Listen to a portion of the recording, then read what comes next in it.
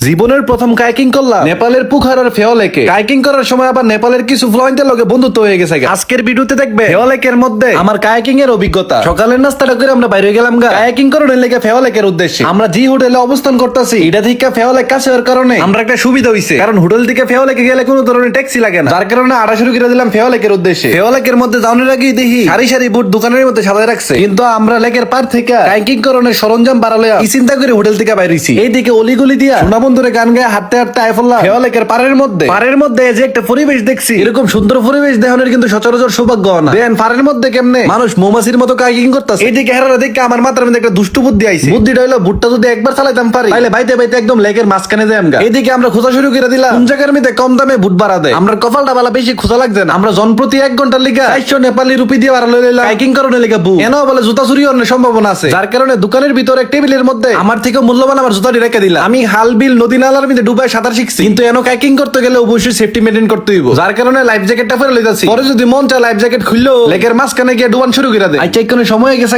নেপালের ফেওলেক জয় করণে, কিন্তু দুঃখের কথা কি কই আপনারা, আমার তো কাইকিং করণের কোনো ধরনের অভিজ্ঞতা নাই। কোন নিডালে ডিব্বা পানি খায় মানুষ ফারান এমন কোনো কাম নাই। এই কারণে আমি আস্তে আস্তে প্রথমে বুটের কন্ট্রোল আতনের লিগে বইটা বাড়তাছি। আর ফেওলেকের সৌন্দর্য দেখলে আমার মতো আপনিও মুখ ধুইতে বাধ্য। এই দুনিয়ার মধ্যে মানুষ ফারান এরকম কোনো কাম আছে? এই যে দেন কত সুন্দর কাইকিং করা শিখালাইছি, এখন তো আমার মাথা ঢুকে গেল অলিম্পিকের মধ্যে অংশগ্রহণ করণের লিগা। কারণ প্রথমবারই যেহেতু এত সুন্দর করে কাইকিং করতাম পারতাছি, সেহেতু ডে বাই ডে আমার আটকাবে গাড়া।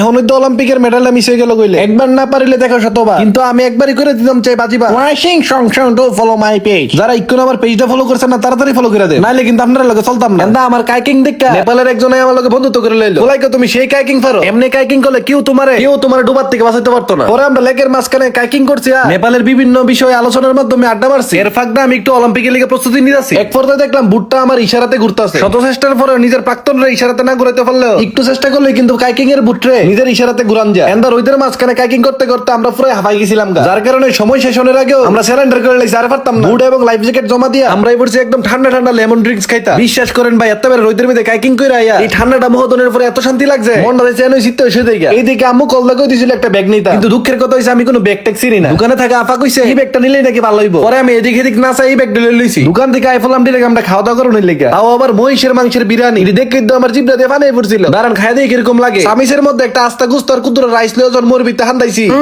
কি যে মজা লাগতেছে। হ্যাঁ হাবিব ভাইতাছে আলু ভর্তা দিয়া বা আইজা খাইতে খাইতে আজকের ভিডিওটা এই পর্যন্ত। ভিডিওটা কেমন লাগছে অবশ্যই কমেন্টে জানান। যারা ইকোন আমার পেজটা ফলো করছেন না তাড়াতাড়ি ফলো করে দেন। দেখা হইতাছে নতুন আরেকটি ভিডিওতে। ততদিন ভালো থাকুন, সুস্থ থাকুন, নিজের দামি জিনিসের খেয়াল রাখুন। আল্লাহ হাফেজ।